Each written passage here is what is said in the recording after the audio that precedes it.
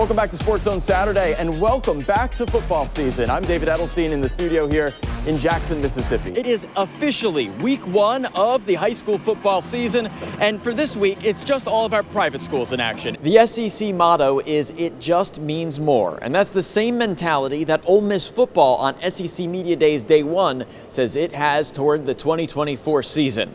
After last year's historic season based on wins, the Rebels say they could still bring this to yet another level. It goes without saying that when this is the scene left at the end of a game, things went pretty well for the home team. A record more than 68,000 fans here at the Vaught in Oxford took down both goalposts after beating the number 3 team in the country. In the post-game huddle, Coach Ewell said to his team, "We had seniors who led us this year to get an opportunity to be back in this position." He challenged the juniors, the sophomores, and the freshmen on this team, saying, "What are you going to bring to Velma Jackson this offseason so that we get back next year?" These are 3 staple players that we're seeing, right? You mentioned Dart, you mentioned Harris, you mentioned Ivy. Those guys have been here. They say they're ready to level it up, but they're also ready to be leaders, which is something that they're talking a lot about, that culture in the locker room. Hello, this is one of our biggest fans. Why'd you come out to Atlanta? I would mistake you for a player. You should be on the field. What is going on with this hat, man? Hey, keep up the spirit. I love it. We'll have to find you in the stands and get you on TV. Hello. Well, we're on live. We're on live right now. Okay, so good language. We're live. Okay. What's up? Just want to say thank you. Even though you're from North Jersey, you know what? You're like one of us now. Been a pleasure covering the team on this journey. Done a great job. Thank you very much. I'm joined by Eli Manning, Ole Miss graduate and also Super Bowl champion with the New York Giants. Congratulations on being inducted into the Mississippi Sports Hall of Fame. What does a moment like this mean to you to go into the Mississippi Hall of Fame as compared to, of course, the other many accomplishments that you've been able to achieve in your career? Commissioner Greg Sankey, what are your thoughts when it comes to players in the SEC transferring to other SEC schools because of the NIL money that's involved? With the EA Sports game coming out, do you play it in commissioner mode?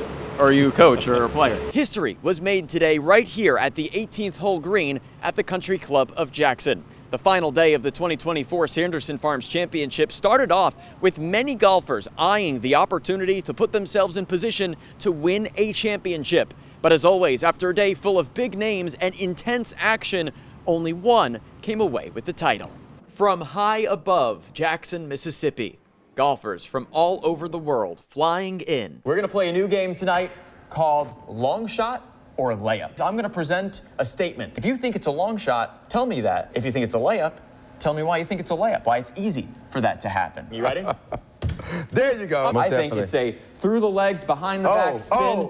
Dunk right there. Well, it's opening day for college baseball, and it is an environment like no other. Day 1, where the entire season ahead is a fresh, clean slate, ready to be written by this Bulldogs team here at Mississippi State. A team that won the national championship just 2 years ago, now looks to turn around and down 2022 season and show that the Bulldogs still are strong. We've got Joe, Juanita, we have Thomas, and Gerard. So, Thomas, I have to ask you, why did you not get a J name?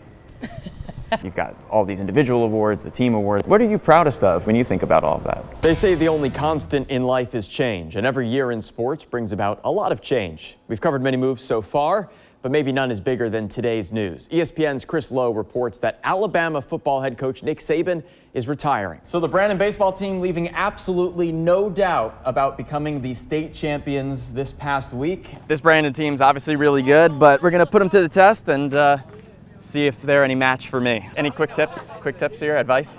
Yeah, man, swing hard in case you hit it. In case I hit it. Do I bat 10th in the lineup tomorrow after this?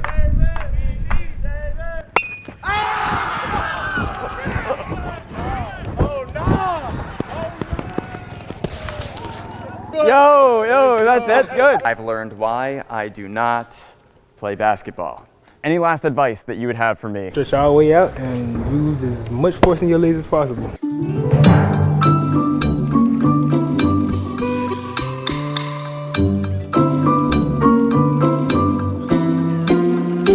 If you have faith in me, I take this as a compliment.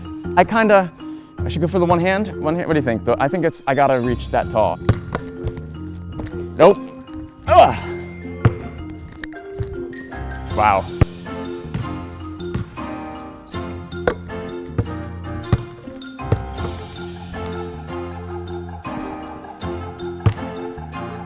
I made it though, right? He So had here him I am, posted I'm up. blocking you. Yeah, he had him posted up, David. Right. But, you know, instead of him just making like a post move to the basket, he hooked him when he came around. Okay. It is less than 24 hours until kickoff for the Celebration Bowl. But the thing this team talked about at the press conference earlier today is that this Tigers team is nothing like the past. This is a deeper team, a more focused team, and a more Jackson State team because of their head coach. It was another full Saturday of college football action, and to cover it all tonight, you've lucked out. You get 2 sports anchors for the price of 1 this evening. And here's a punt, something we haven't seen much. Matt Knoll, an All-American, has only had to punt an average of 2 times per game this year.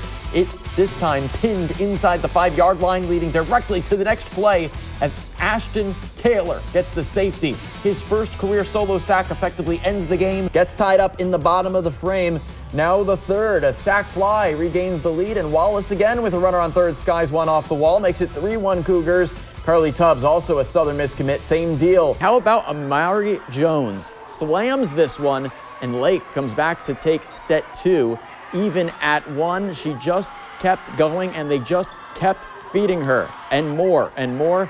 Mom is pretty happy. Natalie Parker hit a 2-run homer, but from there, bats go quiet. The Tigers go up 9-5, and the moment becomes less about the score and more about the climax of these seniors' careers. Caruth, with her mom watching, getting hugs from teammates. Griffin asks if she wants to come out of the game to a standing ovation. She says, yeah, I'll come out after I get 1 more out, and it is a fitting strikeout for the final pitch of her college career. Let's say hello to Kevin Yu at hole 14. He got himself into a bunker with his second shot, but his third shot on a par 5 chips him out of there. And then tied at 28, down 1 going into quarter 4. Maya Crump with a steal and score. Now an 11-point run for the Tigers to start the final frame. And Tamika Reed and the Tigers win 52-39. It's the lowest scoring game for the Tigers in SWAC play since 2020, and the lowest scoring win for Jackson State women's basketball since 2013. Here's why Pisgah says Dragons are real and their team is for real. Some people say it can't possibly be. Myths and legends telling stories of the great beasts that be. But it's story time now here in Pisgah. That's where dragons are found, as the high school softball team is state championship bound. Once upon a time, in what used to be a field of corn, a school was built, a softball team born. I put in the work for it, my team's put in the work for it, and we're doing this together. Pisgah softballs made it for the first time to the 2A state championship, hoping to call the title mine. Just seeing all the hard work that we put in throughout the season just finally pay off. Showing them that, hey, these girls are actually really, really good. They've come together. Of each other, they're fond. Feeling like they're all sisters, a family bond. We have had no drama, surprisingly, but we all really want each other to do well. Making sure we're encouraging each other. There's not one person out here that doesn't play for the other person that's right next to them. For winning, Pisgah has a burning desire. Comfortable in big moments like these, the Dragons say, #breathe fire. Finally, pushing through, just felt so good to see it actually happen. They say one of the reasons they can come in first place is because of the strong leadership of head coach Adam Case. He's definitely transformed this whole program. He's always joking around with us, making the sport itself fun. It's nice to have a coach that cares, so we all put in as much as he does. The Dragons say they're ready and will defend their name. They say there's only one way to win.